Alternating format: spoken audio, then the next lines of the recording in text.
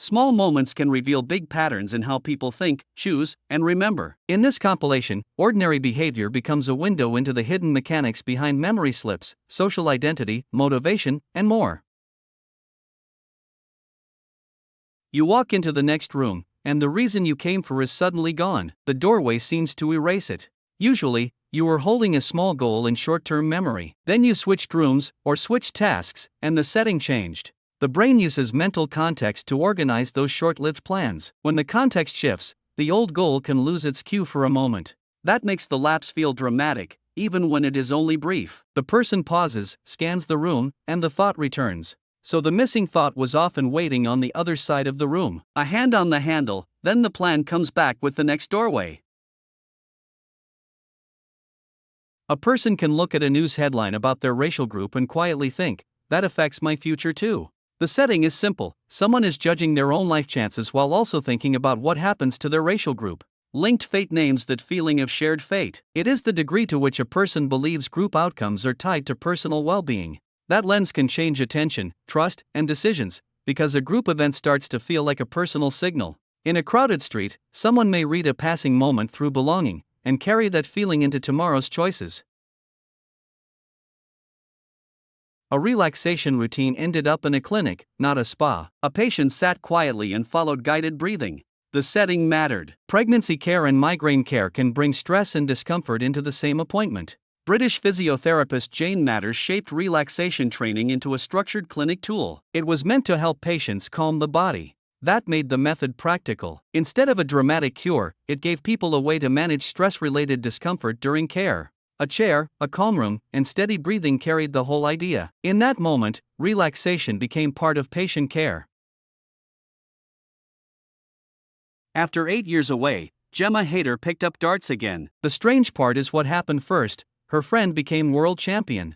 She had been out of the game for 8 years. Then a close friend reached the top level, and the sport suddenly felt close again. That kind of success can change a habit. A world champion friend makes the game feel more possible, and more worth returning to. So the old break became a new start. Instead of staying away, she returned to the board and tried again. The result is simple and human. One friend's win helped wake up another person's routine. A hand, a dart, and a board were enough to bring it back. Matilda Freeman was teased by classmates, and she ended up auditioning for a role she never planned to take. She did not originally intend to be an actress. Then the school setting made the teasing feel hard to ignore. The teasing worked like a nudge. Instead of backing away, she chose to try the audition and step toward the role. That choice turned social pressure into action. A nervous walk down the corridor became a real audition moment. What started as teasing became a first step into acting. The corridor, the notice, and the paper form stayed with her. Josefa Talra made paintings and embroideries while in a trance. That sounds impossible until you see the work itself. The artist was Josefa Talra, a Catalan creator associated with that trance state. Her paintings and embroideries were made in that altered condition. The key detail is simple. The trance was part of the creative production, not separate from it. Needle, thread, and paint became the working tools. That changed how the art is remembered. The finished pieces are linked to a different mode of attention and expression. So the strange part is not only the image on the wall, it is the needle, thread, and paint moving through a trance, one stitch at a time. At a panipuri stall, one snack choice can feel strangely watched. The paper plate matters more than it should.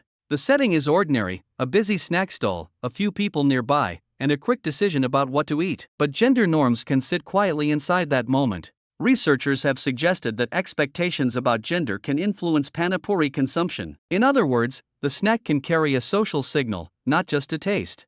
That can make the choice feel public, even when the food is simple. A glance from the crowd may shape how freely someone reaches for the snack. So a snack stall becomes a tiny stage for social expectations. The choice lands in the hand, beside the plate, under the crowd's look.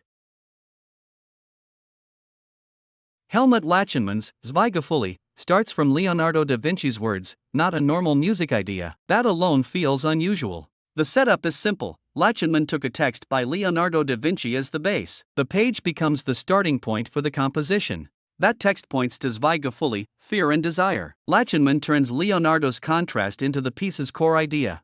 So the music is framed by two basic human pulls, not by a plot or character. A listener meets tension on the first page and in the room.